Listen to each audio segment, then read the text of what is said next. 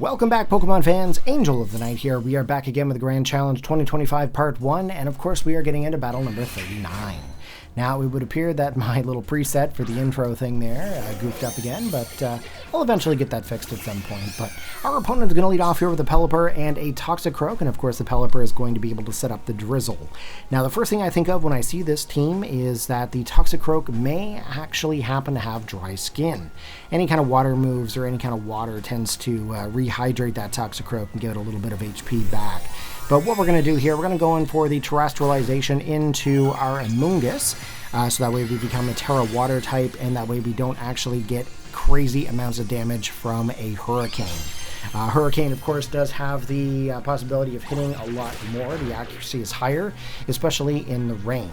Now, of course, with the Toxicroak, they've gone in for the Fake Out into the Amoonguss, and of course they're going to be able to flinch my Pokemon from being able to make a move, and we're going to retaliate back with our Zebstrika with a Supercell Slam into the Pelipper, revealing the fact that it actually had a Focus Sash. From there, Pelipper has gone in for the Tailwind, and of course Tailwind is going to be able to boost up the entire speed of the opposing team. The Zebstrika, of course, we do have the high horsepower, which should actually be super effective onto the Toxicroak, as it is a poison-type Pokemon. And then, of course, as well, our Amoonguss does have the Sludge Bomb. If we did manage to happen to go for the Sludge Bomb, we may actually be able to pick up the KO off onto the Pelipper and be able to reveal any Pokemon coming in. From there, the Toxicroak has gone in for the close combat, and of course it is able to outspeed the Zebstrika due to the Tailwind. It has dropped its defenses as well as the special defense at this time. From there, of course, Pelipper is going in for the Hurricane. It is going to be very accurate. As you can see, when I stated earlier that it was going to be able to resist, I was actually correct. Sludge Bomb coming in, picking up the KO off onto the Pelipper, and of course Pelipper is now down and out. It did take away that one remaining HP. And of course, if you can see our team, we do have our Tauros and our Maushold still remaining. So what we're going to do is we're going to bring in the Tauros here in hopes to get the Intimidate off to drop the attack stat of the Toxicroak. And of course we do have a couple of options there as well in order to retaliate. From there we actually get blindsided, and of course our Caludon comes in. Definitely not a Pokemon that I would want to see, but I'm sure during the time I thought, you know what, we're going to see our Caludon. But here we go, we've got Tauros. We could go for the close combat, or we could technically go for a bulk up and raise up our defenses, but that leaves us open for the Arcaludon. So what we're going to do is we're just going to go in for the attack, and then of course we're also going to go for the Rage Powder. Now of course Rage Powder will redirect into the Amoonguss, hopefully allowing us to get a free hit onto the opposing side without dropping our Tauros. From there, there's the close combat coming in from the Toxicroak into the Amoonguss, almost being able to knock it out, further dropping its defensive values as well as its special defense. From there, Amoonguss is going to regain some health there with its Citrus Berry, which is an amazing option there for us. The Electro Shot, of course, coming in from the Arcaludon, that's going to be able to boost up the special attack, and as well because we're also in the rain, that's going to allow it to also attack this turn. If the rain was not in play, then of course the Arcaludon's Electro Shot would not be able to attack until second turn. So here we go, we actually end up losing our Amoonguss. We've lost our Zebstrika, meaning that we have two remaining Pokemon onto our team. We've got our Tauros, and of course we also have our Maushold. From there, our close combat has hit into the Arcaludon. We're going to drop our defensive values, of course, due to the close combat, and it is also going to activate the stamina on the Arcaludon. However, our Caludon does also happen to have the leftovers. As you guys know, it's always leftover Chinese food. It's never leftover Thai food. Let's face it, there's never any leftover Thai food. So, a little bit of HP back. In comes the Maushold, and of course, Maushold onto the field. We do have the capability of going for the Population Bomb, which can hit approximately 10 times in a row, but it can go anywhere between 2 to 10 times. It's never 100% accurate into 10. So we've locked in to try to take out the Arcaludon. Arcaludon, of course, is one of the biggest threats onto this team right now.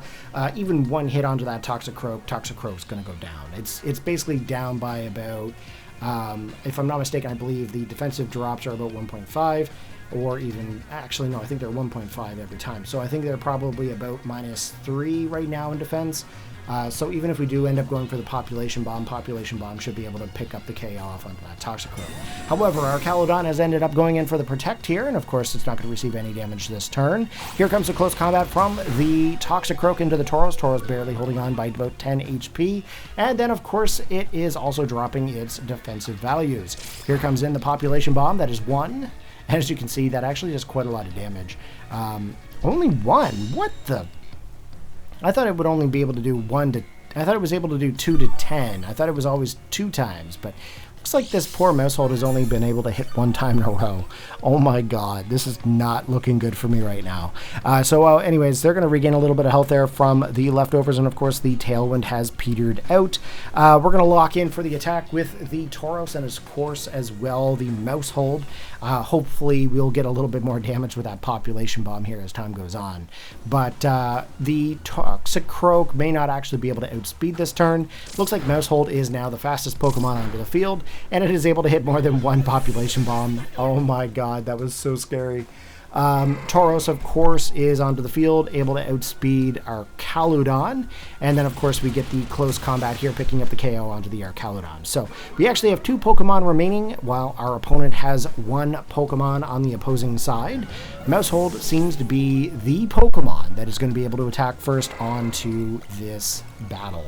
So anyways, the rain has stopped now, which means that any Pokemon that actually ended up having a speed boost is no longer to do that. Looks like it's Amoonguss coming into the field here now, and we do have the capability of going for the same similar attacks. Now, we do have to remember that Amoonguss does happen to have Rocky Helmet from time to time. In this situation here, they did not. So we're actually into 4 turns, 5 turns, 6 turns. We're only into 6 turns. But that's okay. They're going to get a little bit of health there back with their berry. Looks like they also have the citrus berry as well. Oh, they're going to continue the attack.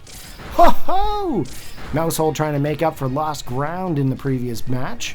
And here we go with the Raging Bull, and that should be able to pick up the KO, and that looks like a victory.